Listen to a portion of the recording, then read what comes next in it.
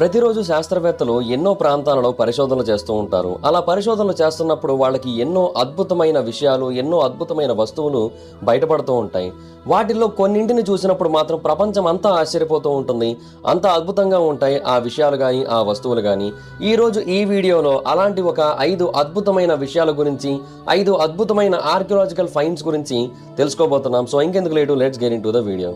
Number 1, English channel island of Alderney అనే ఒక ప్రాంతం ఉంది. ఈ ప్రాంతంలో మే 2023 సంవత్సరంలో శాస్త్రవేత్తలు ఆర్కియలాజికల్ ఎక్స్కవేషన్స్ అనేవి జరుపుతున్నప్పుడు వాళ్ళకి ఒక అద్భుతమైన నిధి దొరికింది. ఆ నిధి రోమన్ల కాలానికి చెందింది. ఎందుకంటే వాళ్ళకి అక్కడ పెద్ద సంఖ్యలో రోమన్ ఆర్టిఫాక్ట్స్ అయితే దొరికాయి. అలాగే రోమన్స్కి చెందిన కొన్ని రెమనెంట్స్ కూడా దొరికాయి. ఈ ప్రాజెక్ట్కి డిగ్ ఆల్డర్నీ అనే ఒక పేరైతే పెట్టారు. అండ్ ఎన్నో ఏళ్లుగా పనిచేస్తున్నారు అక్కడ. బట్ ఇంత పెద్ద స్థాయిలో ఆర్టిఫాక్ట్స్ దొరకడం అనేది మాత్రం ఇప్పుడే జరిగింది. అండ్ ఇది మాత్రమే కాదు, శాస్త్రవేత్తలు ఆ ప్రాంతం నుంచి చాలా పెద్ద స్థాయిలో రోమన్ పాటరీని కూడా బయటికి తీసుకొని వచ్చారు. అలాగే ఐరన్ ఏజ్కి చెందిన ఒక సిమెట్రీని కూడా కనుగొన్నారు. అలాగే ఒక సబ్సిక్వెంట్ రోమన్ సెటిల్మెంట్ని కూడా కనుగొన్నారు ఆ ప్రాంతంలో. ఈ టీం మొత్తాన్ని కూడా డాక్టర్ జేసన్ మోనిగన్ అనే ఒక పర్సన్ లీడ్ చేస్తూ ఉన్నాడు. అండ్ వాళ్ళందరూ కలిపి ఇప్పటికే 1000కి పైగా Roman artefacts and Roman pieces వీటన్నిటిని కూడా కనుగొనడం జరిగింది. సో బేసిక్గా ఇవన్నీ కూడా చూస్తూ ఉంటే ఒకప్పటి కాలంలో ఇక్కడ చాలా పెద్ద స్థాయిలోని రోమన్స్ నివసించారని అయితే చాలా క్లియర్గా అర్థమవుతుందని చాలామంది శాస్త్రవేత్తలు తెలియజేస్తూ వచ్చారు. అయితే ఆ ప్రాంతంలో ఇప్పటి వరకు ఒక్కటి కూడా రోమన్ బిల్డింగ్ అయితే కనబడలేదు. బట్ ఖచ్చితంగా భవిష్యత్తులో కనబడుతుంది అనే నమ్మకంలోనే చాలామంది ఉన్నారు. ఎందుకంటే రోమన్స్ యొక్క హిస్టరీ ఎలా ఉంటుందంటే, వాళ్ళు ఎక్కడ నివసిస్తే ఆ ప్రాంతంలోనే ఎక్కువగా వాళ్ళకి సంబంధించిన ఆర్టిఫాక్ట్స్ని దాచి ఉంచుతూ ఉంటారు.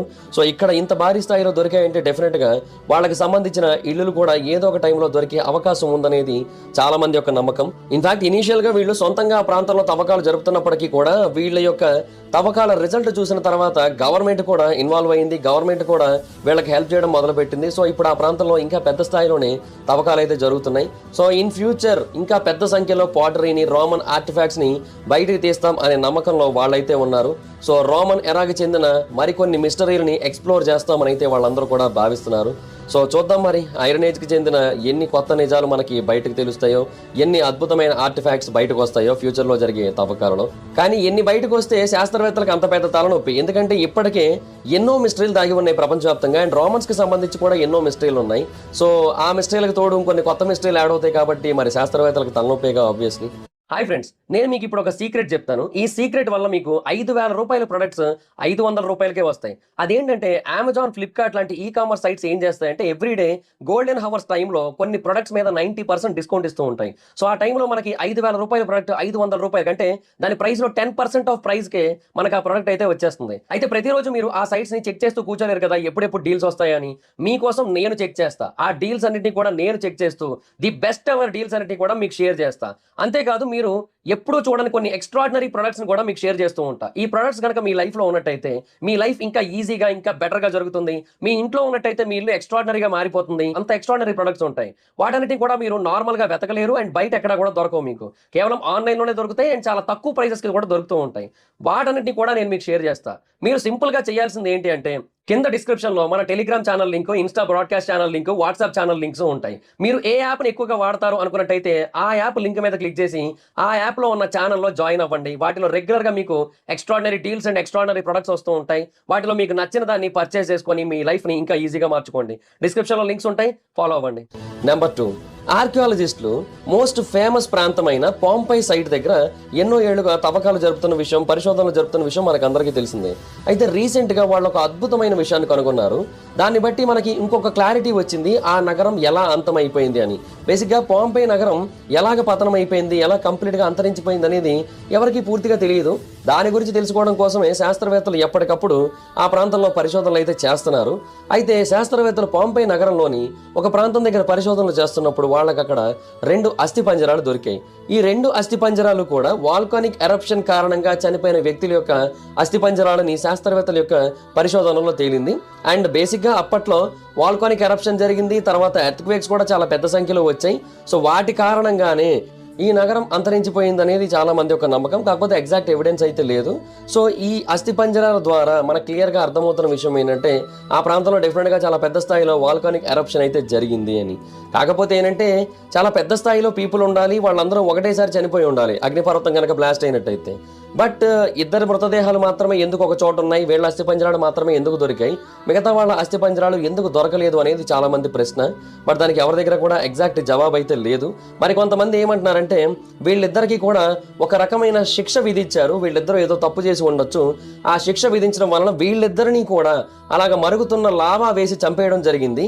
అలాగే వీళ్ళిద్దరు మృతదేహాలు ఇక్కడ ఉన్నాయి, కానీ ఆ నగరం మొత్తం వాల్కానిక్ ఎరప్షన్ కారణంగా ఏమీ బ్లాస్ట్ అయిపోలేదని చెబుతూ ఉన్నారు.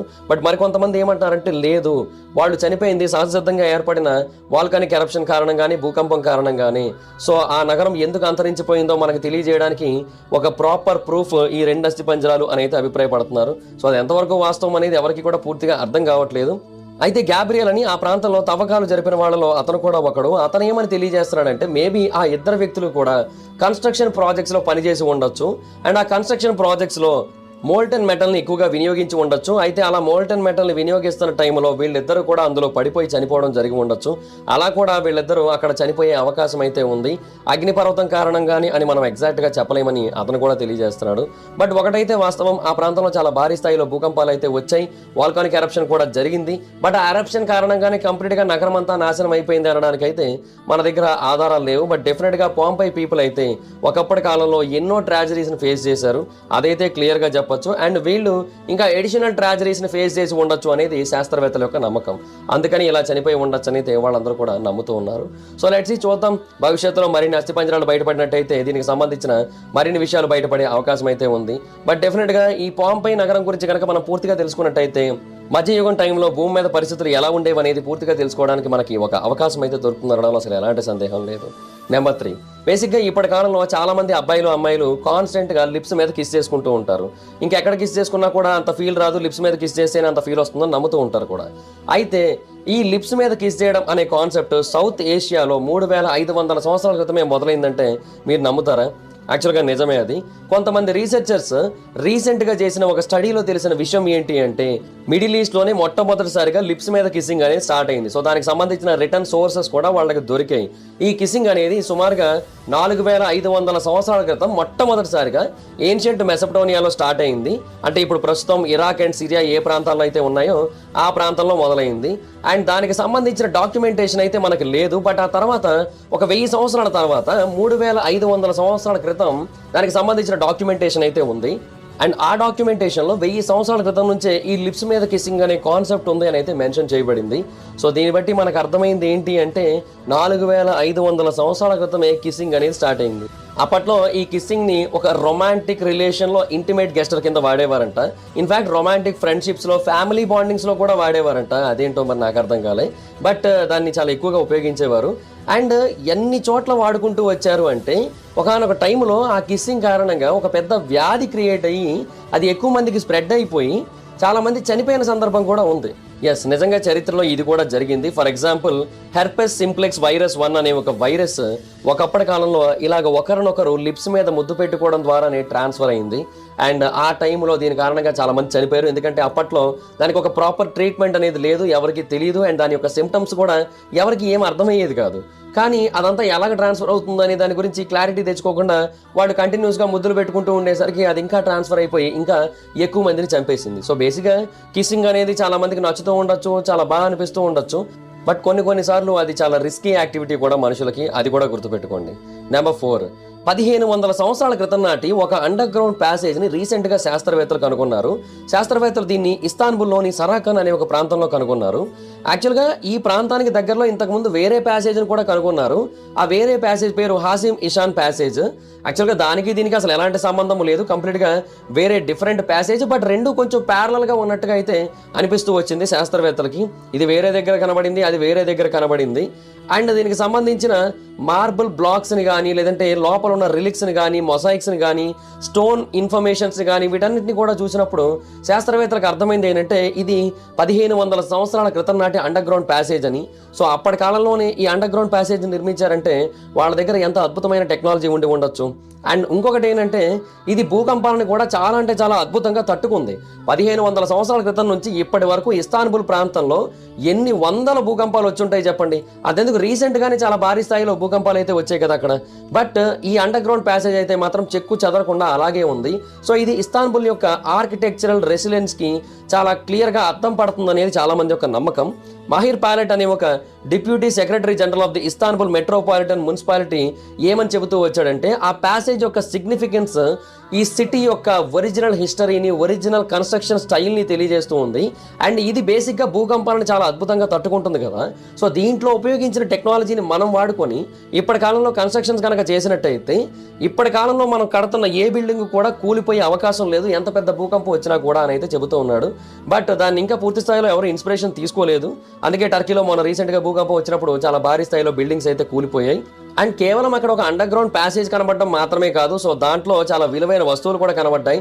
బ్రాంజ్ కాయిన్స్ కనబడ్డాయి, స్టాంప్డ్ బ్రిక్స్ కనబడ్డాయి, marble pieces, ceramics, oil lamps, glass and metal artifacts ఇవన్నీ కూడా కనబడ్డాయి. వీటన్నింటినీ కూడా శాస్త్రవేత్తలు పరిశోధనల నిమిత్తం ఉపయోగిస్తూ ఉన్నారు. వాటి మీద ఇంకా పరిశోధనలు జరుగుతున్నాయి. పూర్తి స్థాయిలో పరిశోధనలు జరిగిన తర్వాత ఆ ప్యాసేజ్కి చెందిన real information and real history మనకి తెలిసే అవకాశం అయితే ఉంటుంది. సో డెఫినెట్గా ఈ ఏన్షియంట్ స్ట్రక్చర్ యొక్క కాంపోజిషన్, దీంట్లో ఉపయోగించిన టెక్నాలజీ ఇవన్నీ కనుక మనకు అర్థమైనట్టయితే, ఇప్పటి కాలంలో ఆ టెక్నాలజీతో కనుక మనం బిల్డింగ్స్ని కట్టగలిగినట్టయితే డెఫినెట్గా ఏ బిల్డింగు ఎంత పెద్ద భూకంపం వచ్చినా కూడా కూలిపోదు. సో ఇస్తాన్బుల్ ఒకప్పుడు చాలా అంటే చాలా రిచ్ ఆర్కియలాజికల్ హెరిటేజ్ని అయితే కలిగి ఉండేది. బట్ ఇప్పుడు ఇలా తయారైందంటే మనం ఏం చేస్తాం.